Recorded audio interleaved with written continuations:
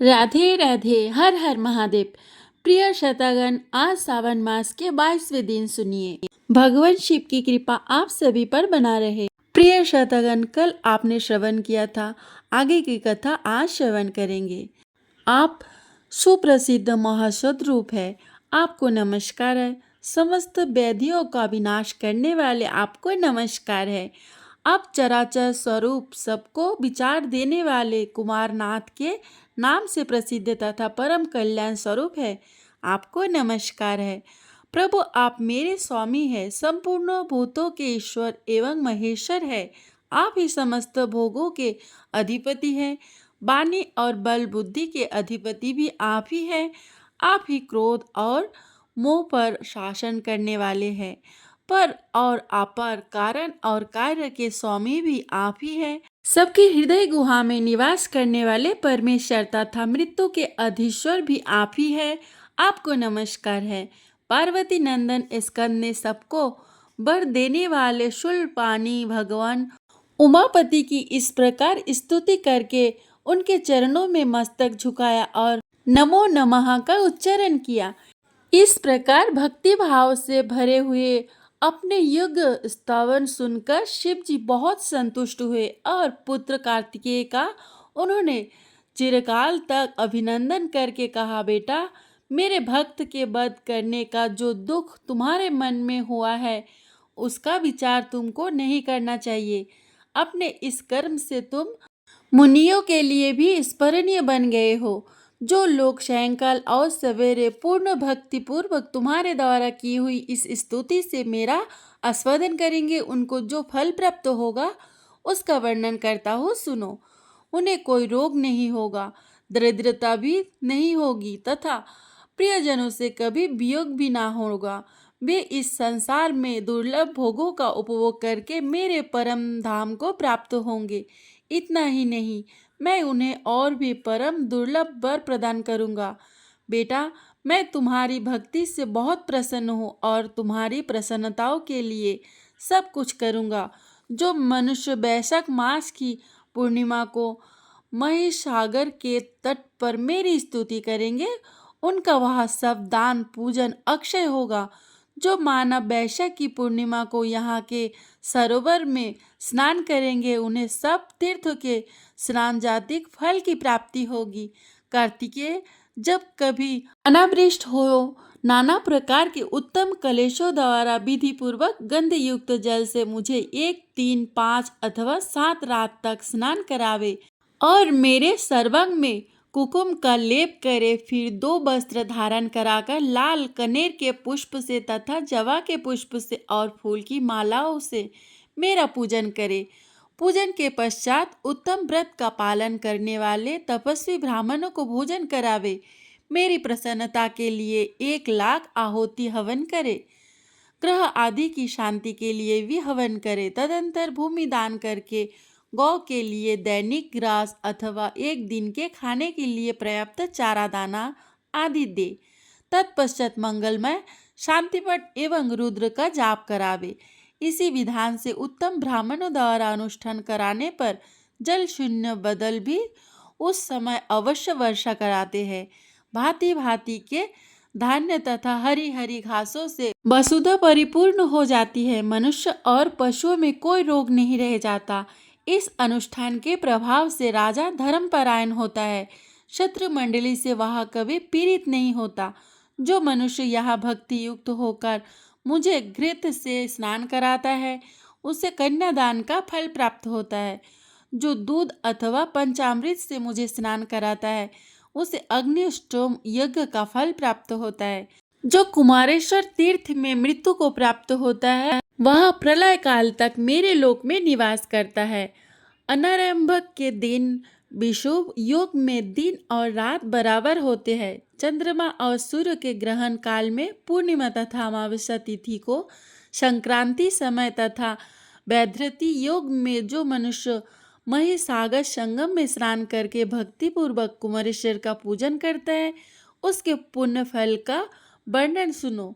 पृथ्वी के संपूर्ण तीर्थों में स्नान करने का जो महान फल है तथा संपूर्ण शिवलिंगों के पूजन का जो सर्वश्रेष्ठ फल है, वह सब उसे प्राप्त होता है। कुमारेश्वर की सेवा से मनुष्य को निश्चित रूप से आरोग्य, पुत्र, धन तथा उत्तम सुख की प्राप्ति होती है। जो तपस्वी इस तीर्थ में ब्रह्मचर्य का पालन करते हुए पवित्रता पूर्वक निवास करता है, वह सर्वश्रेष्ठ पशुपात योग को प्राप्त करके मुझ में लीन हो जाता है।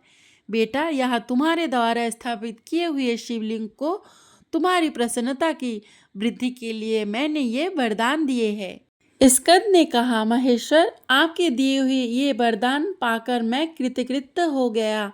आपको नमस्कार है, आपको नमस्कार है।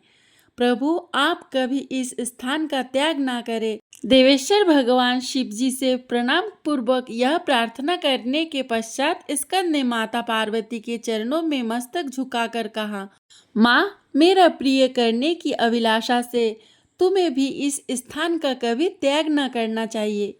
पार्वती बोली, बेटा, जहाँ भगवान शंकर विराजमान होते हैं वहाँ तो मैं स्वभाव से ही निवास करती हूँ। चंदन, यहाँ स्त्रियों द्वारा मेरी आराधना होने पर मैं उन्हें सौभाग्य, उत्तम पति तथा उनके पुत्र प्रदान करूंगी।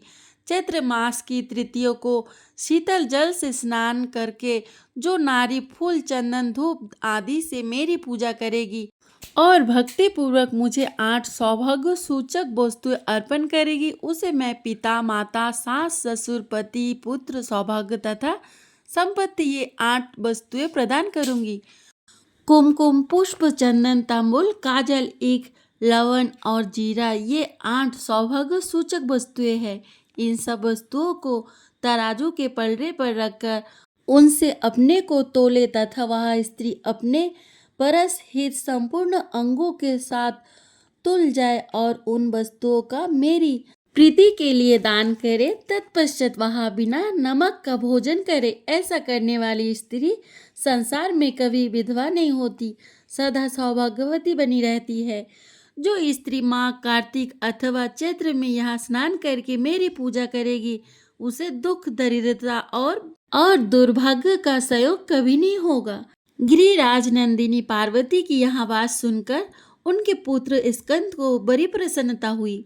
उन्होंने माता पार्वती की स्थापना करके अपने भाई गणेश जी से कहा, विनायक, जो लोग पुष्प, धूप और मोदक से पहले तुम्हारी पूजा करके फिर कुमारेश्वर का पूजन करते हैं, उनके सभी विघ्नों का तुम निवारण करो।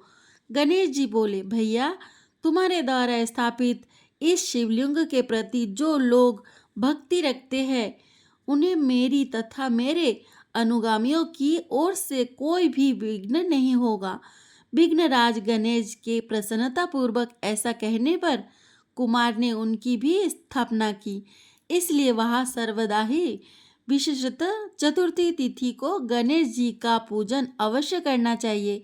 इस प्रकार भगवान कुमारेश्वर की स्थापना करके भगवान शिव से ये वरदान पाकर प्रसन्न हुए कार्तिकेय ने अपने को कृतकृत्य माना तथा वे भगवान कुमारेश्वर के समीप स्वयं भी अंततः निवास करने लगे। स्वामी कार्तिकेय की यात्रा करने वाले जो लोग इस तीर्थ में निवास करने वाले भगवान शंकर का दर्शन करते हैं, उनकी वह यात्रा सफल होती है।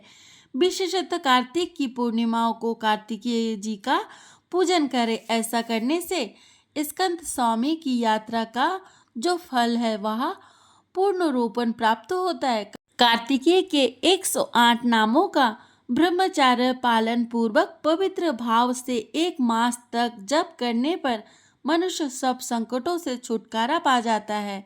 अर्जुन, यह सब महिसागर संगम तीर्थ ऐसे ही महिमा वाला है। इस प्रकार कुमारेश्वर का संक्षेप में वर्णन किया गया। जो कुमारेश्वर के इस महत्व का उनके आगे पाठ करता है तथा जो लोग इस महत्व को सुनते और प्रसन्न होते हैं, वे सभी रुद्र लोक में निवास करते हैं।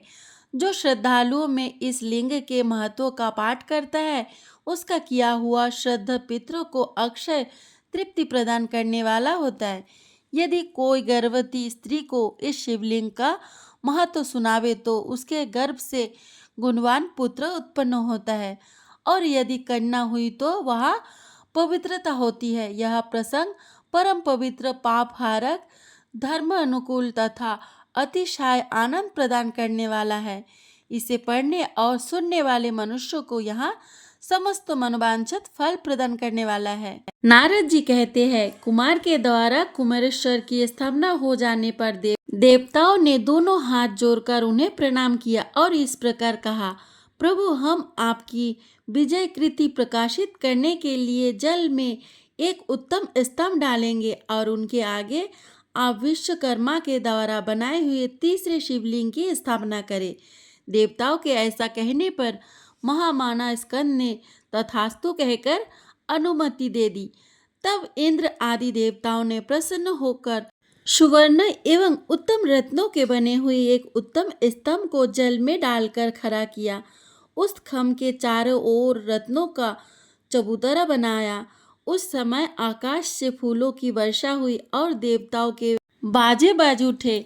उस स्तंभ का नाम रखा गया विश्वनंदक। उसका आरोपण हो जाने के पश्चात उसी के पश्चिम भाग में भगवान स्तंभेश्वर की स्थापना की गई। स्तंभेश्वर से पश्चिम की ओर महात्मा स्कंद ने अपनी शक्तियों के अग्रभाग से एक कूप का निर्माण किया, जिसमें पाताल गंगा प्रकट हुई।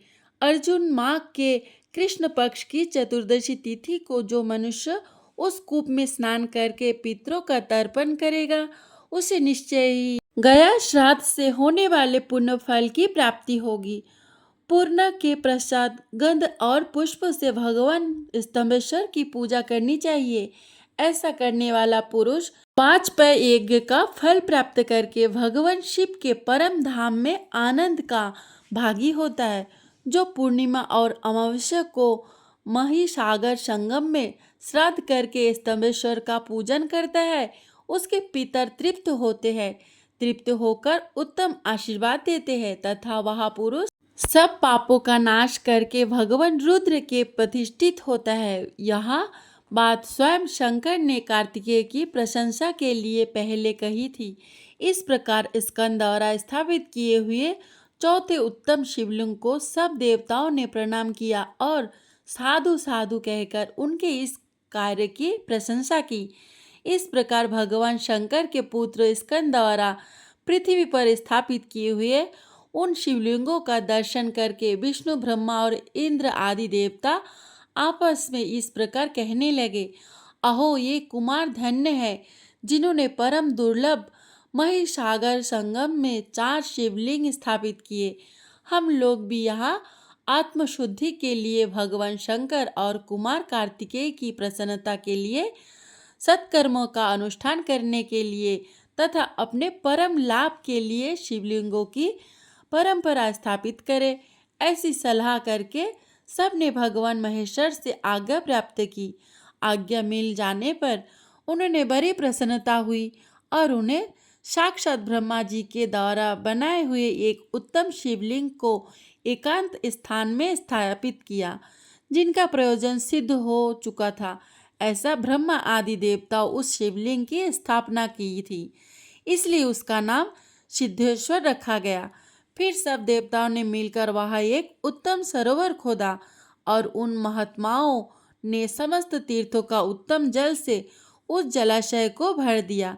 इसी समय पाताल से शेषनाग के पुत्र कुमुद ने आकर शेष आदि सर्पनगों से कहा, तारकासुर के साथ जब युद्ध हो रहा था, उस समय प्रलंब नामक दानव कुमार के भय से भागकर पाताल में जा घुसा था।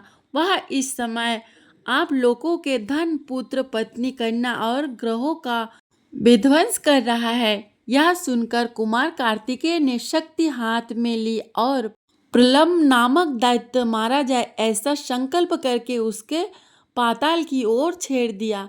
स्कंद के हाथ से छूटी हुई वह शक्ति पृथ्वी को चीरकर बड़े वेग से पाताल में जा पहुंची और 10 करोड़ दैत्यों से युक्त प्रलंब को भस्म करके जल की लहरों के साथ पुनः लौट आई।